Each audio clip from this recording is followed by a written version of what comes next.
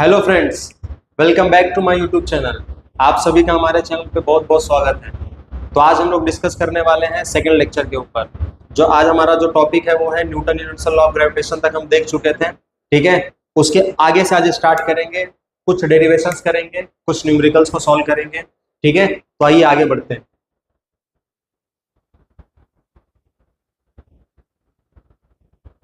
आज का जो हमारा फर्स्ट टॉपिक है वो ये है कि why did Newton assume universe square depends on distance in his laws of gravitation। ये हमारा आज का टॉपिक है, फर्स्ट टॉपिक है। देखो, इसके प्रीवियस लेक्चर में हमने क्या डिस्कस किया था कि फोर्स जो होता है वो डायरेक्टली प्रोपोर्शनल होता है मास के।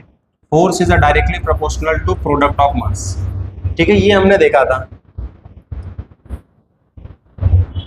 ठीक है। और हमने क्या देखा था कि force is inversely proportional to square of distance, ये भी हमने देखा था, बराबर। ये हमको बताया था न्यूटन ने। अपने बुक में जो नेक्स्ट टॉपिक जो लिखा हुआ है वो क्या लिखा हुआ है कि why did Newton assume, Newton ने ऐसा क्यों अज्यूम किया। क्या अज्यूम किया? तो लिखा कि inverse square depends on distance. यहां पे जो एफ है ये डिस्टेंस पे क्यों डिपेंड करता है, ऐसा न्यूटन ने क्यों अज्यूम किया। तो इसका हमको डेरिवेशन करना है।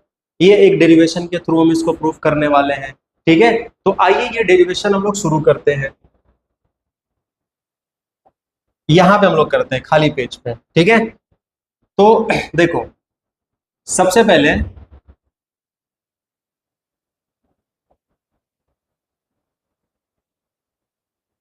हम लोग ये देखते हैं कि हमको प्रूफ क्या करना है। हमको प्रूफ करना है कि F is equal to 1/r², ये हमको प्रूफ करना है, ठीक है। सपोज करो ये एक सन है, ठीक है। ये क्या है? सन है। सपोज करो ये एक सन है, ठीक है। और अर्थ जो है इसके चारों तरफ रोटेट हो रहा है, ठीक है। ये अर्थ जो है वो इसका चक्कर लगा रहा है, बराबर।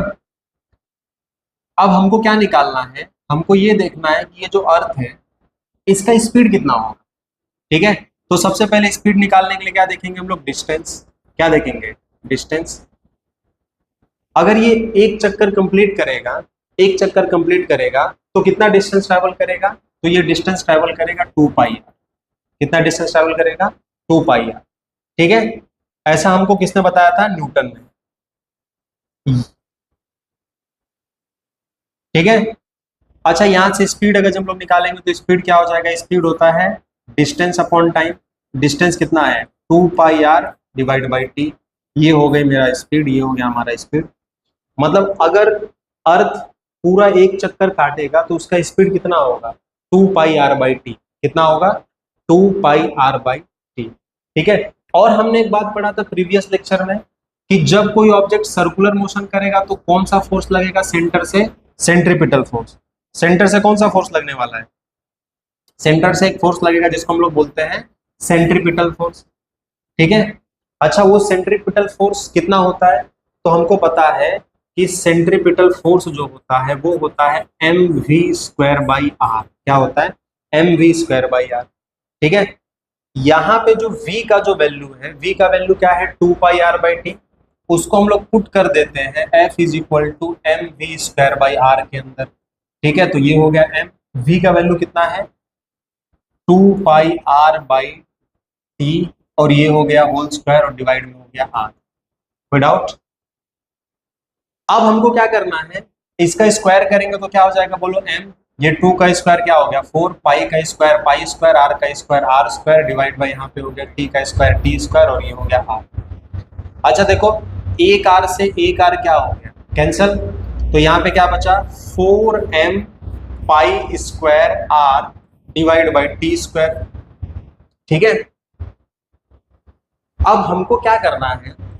हमको साफ साफ ये दिख रहा है कि ये r है, ये टी स्क्वायर है, ठीक है। इसको देख के न्यूटन को केपलर्स का थर्ड लॉ याद आया। अच्छा, केपलर्स अपने थर्ड लॉ में बताता है, ठीक है। केपलर्स का जो थर्ड लॉ है, थर्ड लॉ, केपलर्स का थर्ड लॉ क्या कहता है? थर्ड लॉ उसका ये कहता है कि T square is directly proportional to R cube. ठीक है, अगर इसको हम यहाँ पे लेके इसको अगर हम लोग ब्रेक करेंगे इस साइन को, तो यहाँ पे क्या हो जाएगा, इक्वल आएगा और आएगा कांस्टेंट और आएगा आर का क्यूब। आर को यहाँ पे ले लोगे तो क्या हो जाएगा, T square by R cube is equal to हो गया कांस्टेंट। ठीक है, अच्छा T square by R cube क्या हो गया, कांस्टेंट हो गया। अगर इसको मैं उल्टा कर दूं, देखो के के नीचे कुछ नहीं है तो 1 है। ठीक है, अगर मैं आर क्यूब को ऊपर लूं, इसको मैं इनवर्स कर दूं, तो अगर मैं यहाँ पे लिखूं आर क्यूब और नीचे लिख दूं मैं टी स्क्वायर, तो यहाँ पे क्या हो जाएगा 1/k। ठीक है, ये हो जाएगा ना, क्योंकि ये ऊपर गया तो यहाँ से इसको भी रीअरेंज कर दिया आराम से, 1/k हो गया ये। अब हमको क्या करना है, इसको केपलर्स लॉ बनाने के लिए हमने यहाँ पे आर स्क्वायर से डिवाइड और मल्टीप्लाई कर दिया। आर स्क्वायर से क्या किया, मल्टीप्लाई और डिवाइड कर दिया। ठीक है, अच्छा आप इसको मल्टीप्लाई करो तो ये क्या हो जाएगा, 4m पाई स्क्वायर, आर की पावर क्या हो गया 3, और नीचे क्या बचा, टी स्क्वायर इंटू आर का स्क्वायर। बोलो क्लियर। अब हम क्या कर सकते हैं, अगर मैं इसको ध्यान से देखो तो आर क्यूब और ये हो गया T square, R cube by T square, इसको मैं बाहर ले लेता हूं, तो इसको जब मैं बाहर लिखूंगा तो हो जाएगा 4m पाई स्क्वायर और नीचे क्या बचा आर स्क्वायर, और हमने बाहर क्या ले लिया, हमने ले लिया R cube divide by T square, ये हमने बाहर ले लिया। ठीक है, और रीजन हम लोग यहाँ पे लिख देंगे बाय केपलर्स लॉ। ये हमने कैसे लिखा, बाय केपलर्स लॉ, केपलर्स ने हमको बताया था ये बात को। ठीक है, अब हम क्या करते हैं, देखो यहां तक हमने कर लिया केपलर्स लॉ। अब r की पावर 3 और t का स्क्वायर, इसकी जगह मैं क्या पुट कर दूं 1/k, यहाँ पे हमने पुट किया 4m pi square divide by, इसकी जगह पुट किया 1/k, क्या पुट किया 1/k, और इधर हो गया r का स्क्वायर, तो ये k तो इधर आ जाएगा ना, तो इसको हम लोग ऐसे भी लिख सकते हैं 4m pi square r square by k। ठीक है, अब हम लोग क्या कर सकते हैं, हम लोग f इज इक्वल टू, बड़े ध्यान से देखना, 4m पाई स्क्वायर के ये पूरा टर्म क्या दिख रहा है, कांस्टेंट, ये पूरा टर्म क्या हो गया, कांस्टेंट। ठीक है, तो हम लोग ने यहाँ पे क्या किया, f लिखा इक्वल लिखा और यहाँ पे लिखा कांस्टेंट। ठीक है, पूरे टर्म को क्या लिखा, कांस्टेंट, और बचा क्या, बचा क्या, तो यहाँ पे बचा जो है वो है 1/r स्क्वायर, वो क्या बचा 1/r स्क्वायर। अच्छा, इज इक्वल टू और कांस्टेंट, जब साइन रहेगा डायरेक्टली प्रोपोर्शनल या इनवर्सली प्रोपोर्शनल, जब साइन रहेगा तो हम लोग उसको क्या करते हैं, उसको दो पार्ट में ब्रेक कर देते हैं, एक इक्वल और दूसरा हमारा कांस्टेंट। तो इस साइन की जगह पे मैं इक्वल और कांस्टेंट लिख सकता हूं, तो हमारे यहाँ पे इक्वल है और कांस्टेंट है, हमारे यहाँ पे क्या दिया है, इक्वल और कांस्टेंट यहाँ पे दिया हुआ है, तो क्या इसकी जगह पे मैं ये साइन का यूज कर लूं। ठीक है, तो हम लोग ने यहाँ पे क्या यूज कर लिया इसकी जगह पे, इनवर्सली प्रोपोर्शनल का साइन। ठीक है, अब देखो रिलेशन क्या निकल के आया, f is inversely proportional to 1/r। Clear हो गया। तो न्यूटन को यहां से अज्यूम हुआ था कि f is inversely proportional to 1/r², और यही उठा करके उसने अपने लॉ में बताया। ठीक है, कोई डाउट है डेरिवेशन में, एक बार आप इसको देख लो। ठीक है, देख लिया आपने, चलो आगे बढ़ते हैं। अब जो हमारा नेक्स्ट टॉपिक है, हमारा नेक्स्ट टॉपिक है, एक क्वेश्चन दिया है, एक नहीं एक्चुअल में दो क्वेश्चन दिया हुआ। क्वेश्चन ये है, सबसे पहले हम लोग यहाँ पे गिवन लिखेंगे। क्वेश्चन क्या है कि महिंद्रा एंड विराट, महिंदर और विराट नाम के दो आदमी हैं, आर सिटिंग, वो लोग बैठे हुए हैं, कहाँ बैठे हुए हैं, are sitting at a distance 1 metre. अगर यहाँ पे कोई एक आदमी बैठा है, ठीक है, और एक यहाँ पे बैठा हुआ है, बराबर, इनके बीच का डिस्टेंस कितना बता रहा है, इनके बीच का जो डिस्टेंस है वो है 1 मीटर, कितना है 1 मीटर इनके बीच का डिस्टेंस। ठीक है, तो गिवन में हम लोग लिखेंगे कि हमको डी का वैल्यू पता चल गया, कितना पता चला 1 मीटर, डी कितना है 1 metre. From each other there masses are 75 kg। अच्छा, महिंदर और विराट, तो महिंदर का मास कितना है, M1 का मास कितना है 75 kg। ठीक है, M2 का मास कितना है बोलो, 80 kg। दोनों का मास हमको पता है। Respectively what is the gravitational force between them. तो हमको यहाँ पे फाइंड क्या करना है, टू फाइंड हमको फाइंड क्या करना है, ग्रेविटेशनल फोर्स। हमको ये फोर्स निकालना। क्लियर हो गया, हमको क्या निकालना, एफ का वैल्यू निकालना। अच्छा फोर्स कैसे निकालेंगे, तो फोर्स निकालने के लिए जो फॉर्मूला है, फोर्स निकालने के लिए जो फॉर्मूला है वो है F is equal to G M1 M2 by D का स्क्वायर। आर बोलो या डी बोलो, बात देखिए, ये हमारा फॉर्मूला है। देखो हमको डिस्टेंस दिया हुआ है, मास दिया हुआ है, जी का वैल्यू हमको पता है। ठीक है, जी का वैल्यू यहाँ पे लिख लो, जी का वैल्यू होता है 6.67 इंटू 10 की power -11 newton metre square by KG square, ये हमको दिया हुआ है। अब हमको कुछ नहीं करना है, इन वैल्यू को उठा के इसमें पुट करना है। ठीक है, तो आइए पुट करते हैं। एक नए पेज पे करते हैं ना इसको ना, इस क्वेश्चन को थोड़ा छोटा कर देते हैं। ठीक है, ताकि ये हमें तकलीफ ना दे, ज्यादा छोटा हो गया। इस क्वेश्चन को ना हम लोग यहाँ कर देते हैं, साइड में। ठीक है, चलो इसको सॉल्व करते हैं। इसको सॉल्व करते हैं, क्या सॉल्व करें हम लोग, देखो फॉर्मूला लिखो सबसे पहले, F is equal to G M1 M2 by D का स्क्वायर। अच्छा जी का वैल्यू कितना है 6.67 इंटू 10 की power -11 into 75 into 80 divide by D की वैल्यू कितनी है 1। ठीक है, अब हमको कुछ नहीं करना है, खाली इन तीनों को मल्टीप्लाई करना है। ठीक है, तो जिसके पास पावर है उसको एक साइड कर देते हैं। जैसे देखो 6.67 इंटू 75 इंटू 80 इंटू 10 की पावर -11। ठीक है, चलो थोड़ा इनको मल्टीप्लाई करते हैं। मल्टीप्लाई करेंगे तो हमें क्या मिलेगा, ठीक है, आप मल्टीप्लाई कर लीजिएगा, आपके पास काफी समय होगा। 6.67 इंटू 75 इंटू 80, आंसर आया 40020। आंसर आया 40020 इंटू 10 की पावर -11। ये हो गया हमारा फोर्स। ठीक है, बट जब हमारे पास कभी ग्रेविटेशन के क्वेश्चन है, हम जब इसका आंसर निकालेंगे तो ये बात का ध्यान रखना कि आंसर हमेशा फर्स्ट 2 डिजिट के बीच में पॉइंट होना चाहिए। ये आप याद रखो कि पहले 2 डिजिट के बीच में पॉइंट होना चाहिए। ठीक है, अच्छा चलो पहले 2 डिजिट के बीच में पॉइंट लाना है, कैसे लाएंगे, एक हम यहाँ पे थोड़ा सा आपको बेसिक बता देता हूँ। बेसिक, थोड़ा सा बेसिक देखिए। बेसिक क्या है कि जैसे हमारे पास कोई नंबर होता है ना, जैसे कि मान लो हमारे पास 5000 है। ठीक है, अच्छा क्या मैं इस 5000 को ऐसे लिख सकता हूँ 5000.000 लिख सकते हैं। ठीक है, किसी भी नंबर के लास्ट में पॉइंट होता है, किसी भी नंबर के लास्ट में पॉइंट होता है, उसके बाद आप कितना भी जीरो लगाओ कोई फर्क पड़ने वाला नहीं है। ठीक है, ये होता है। क्लियर, कोई डाउट, नो। चलो आगे बढ़ो। अगर मैं इस पॉइंट को पहले 2 डिजिट के बीच में शिफ्ट करूं तो 1 2 3, कितना पॉइंट आ गया है 3, तो आप लिखोगे 5 इंटू 10 की पावर 3। अब जितना कदम आगे आओगे 10 लिख के उसके ऊपर उतना नंबर आप लिख देना। जैसे यहाँ पे क्या लिखा हुआ है, यहाँ पे लिखा हुआ है 40020, तो इसके लास्ट में भी क्या होगा, पॉइंट होगा, है ना।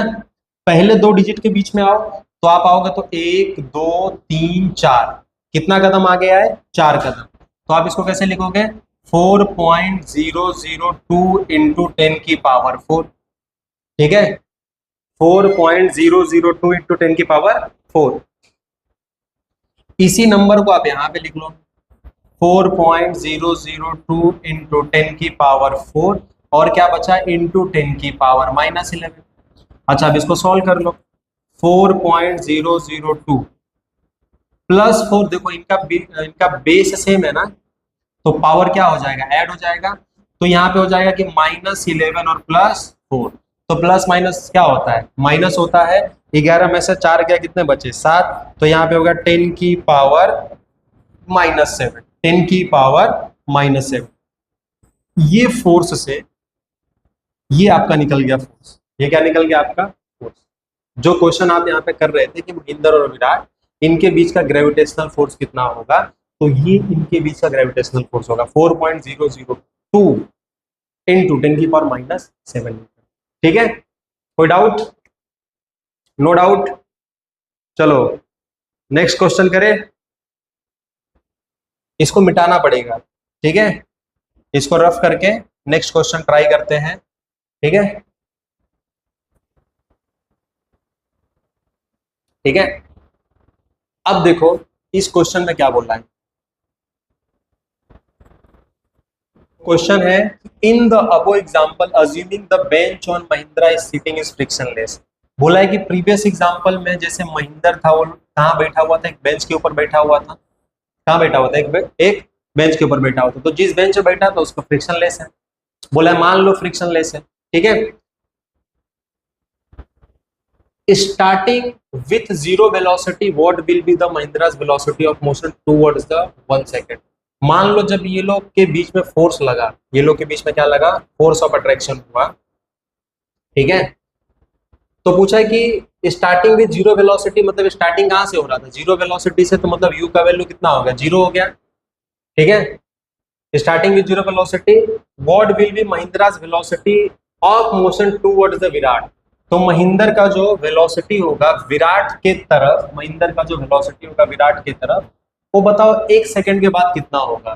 तो टाइम हमको कितना दिया हुआ है? 1 सेकंड। 1 सेकंड के बाद उसका वेलोसिटी कितना होगा, ठीक है। Will this velocity change with time and how? क्या वो वेलोसिटी चेंज होगा समय के साथ? होगा तो कैसे होगा? तो आइए इसको निकाल के देखते हैं कि क्या सच में ऐसा होगा। देखो गिवन तो हमको यहाँ पे लिखा हुआ है। अच्छा वेलोसिटी देखो, मास किसका डालना पड़ेगा यहाँ पे? महिंदर इस सिटी, महिंदर अट्रैक्ट हो रहा है ना, तो महिंदर का मास कितना था? महिंदर का जो मास हमने लिया था वो M1 था 75 kg। कितना था? 75 kg था, ठीक है। और क्या था? चलो गिवन मिल गया ना। टू फाइंड, हमको ढूंढना क्या है इस एग्जांपल में? इस एग्जांपल में हमको v ढूंढना है। क्या ढूंढना है? v। इस एग्जांपल में क्या ढूंढना है? v। अच्छा सोल्यूशन सॉल्व कैसे करें? सोल्यूशन करने के लिए फॉर्मूला भी चाहिए। कौन सा फॉर्मूला लगेगा? क्या आप फॉर्मूला पहचान पा रहे हो? फॉर्मूला तो हमको समझ में आ रहा है कि v is equal to u plus AT लगेगा, है ना। अगर मेरे पास एक्सेलरेशन रहे और टाइम रहे, टाइम तो 1 सेकंड दिया हुआ है, एक्सेलरेशन रहे और टाइम 1 सेकंड दिया हुआ है, u का वैल्यू कितना दिया हुआ है? 0 दिया है, तो मैं आराम से v निकाल लूँ, ठीक है। क्लियर हो रहा है ना? खाली मुझे एक्सेलरेशन अगर पता रहे तो मैं निकाल लूंगा, बराबर। तो मैं इस फॉर्मूले से निकालूंगा। लेकिन क्या मुझे क्वेश्चन में कहीं एक्सेलरेशन दिया हुआ है? नहीं दिया हुआ है, तो मुझे पहले एक्सेलरेशन निकालना पड़ेगा, ठीक है। चलो निकालते हैं।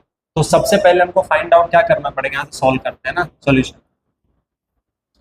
अच्छा फोर्स इज इक्वल टू क्या होता है? Mass into acceleration. तो एक्सेलरेशन क्या हो जाएगा? बोलो फोर्स अपॉन मास। फोर्स कितना दिया हुआ है? फोर्स हमने अभी पिछले क्वेश्चन में निकाला था। फोर्स हमने पिछले क्वेश्चन में निकाला था 4.002 इंटू 10⁻⁷। ये हमने फोर्स निकाला था, ठीक है। अभी निकाले थे ना फोर्स निकाले थे। मास कितना दिया हुआ है? मास हमको दिया हुआ है 75। कितना दिया हुआ है? 75। अब हम क्या करेंगे? सिंपली इसको डिवाइड कर दो। आप इस टर्म को क्या कर दो? डिवाइड कर दो। कैसे डिवाइड करोगे? यहाँ पे अगर 4.002 दिया, कभी क्वेश्चन अगर पेपर में आपको ऐसा आता है, इतना टाइम नहीं लगता है 0.002 को मल्टीप्लाई कर पाओ आप, तो ये वाला जो टर्म है ये टर्म काफी छोटा है, तो आप सीधे 75 को 4 से डिवाइड कर दो, ठीक है। क्लियर हो गया? अगर टाइम है तो पूरा डिवाइड कर दो। तो हम लोग क्या करते हैं, इसको एक बार डिवाइड करके चेक करते हैं। आप इसको ऐसे भी कर सकते हो, जैसे 75 डिवाइड बाई 4, तो आपको वैल्यू थोड़ा आगे पीछे मिलेगा, मतलब अप्रॉक्स वैल्यू आपको मिल जाएगा। देखो यहाँ पे एक जीरो कम है तो 0.0 यहाँ पे बढ़ेगा, फिर एक और जीरो बढ़ाओगे, फिर एक और आएगा, फिर यहाँ पे 5 टाइम में जाओगे तो ये 375 हो जाएगा, है ना। तो यहाँ से आप निकाल लोगे 25 हो जाएगा, फिर जीरो बढ़ाओगे, फिर आप इसको कैलकुलेट करो। क्लियर? इस तरीके से भी आप कर सकते हो, बट हम एक्यूरेट वैल्यू निकालते हैं 4.002 डिवाइड बाई 75। 0.05336 कितना आया? 0.05336, ठीक है। ये हमको मिल गया, यहाँ से क्या मिला? एक्सेलरेशन। क्या मिला? एक्सेलरेशन। क्लियर? अब हमको एक्सेलरेशन मिल चुका है, अब हम लोग इस फॉर्मूले में पुट कर देंगे इनटू एक सेकंड एक चीज रहेगा, इनटू 10 की पावर माइनस 7 इंटू 10 की पावर माइनस 7 इंटू 10 की पावर माइनस 7। अब मैंने बोला था जब जब ऐसा क्वेश्चन रहेगा तो हम पॉइंट को इन दो डिजिट के बीच में लिखेंगे, ठीक है। तो हम लोग क्या करेंगे, यहाँ से 2 कदम आगे आएंगे, एक देखो 1 2 कदम आगे आए तो ये क्या हो जाएगा 5.336 इंटू 10 की पावर कितना कदम आ गया है 2, तो लिखोगे -2 इंटू बचा क्या 10 की पावर -7। जितना कदम आगे आए वो आपने यहाँ पे लिखा 10 की पावर -2। अच्छा माइनस क्यों लगाया, पीछे जो मैंने आपको बताया था वो था 4.002 ऐसा एक था, इसको साइंटिफिक नोटेशन में कन्वर्ट किया तो पॉइंट कहाँ जा रहा था, लेफ्ट साइड। कहाँ जा रहा था, लेफ्ट साइड। यहाँ पे पॉइंट कहाँ शिफ्ट कर रहे हो आप, राइट साइड। तो जब आप राइट साइड में शिफ्ट करोगे तो वहां आपको माइनस लिखना है, ठीक है। जब आप राइट साइड में शिफ्ट करोगे तो क्या लोगे -2, जैसे मैंने यहाँ पे लिखा ना -2। माइनस क्यों लिया, क्योंकि राइट साइड में शिफ्ट हो रहा है। नंबर छोटा रहता है तो माइनस लिखते हैं, नंबर बड़ा रहेगा तो प्लस लिखते हैं।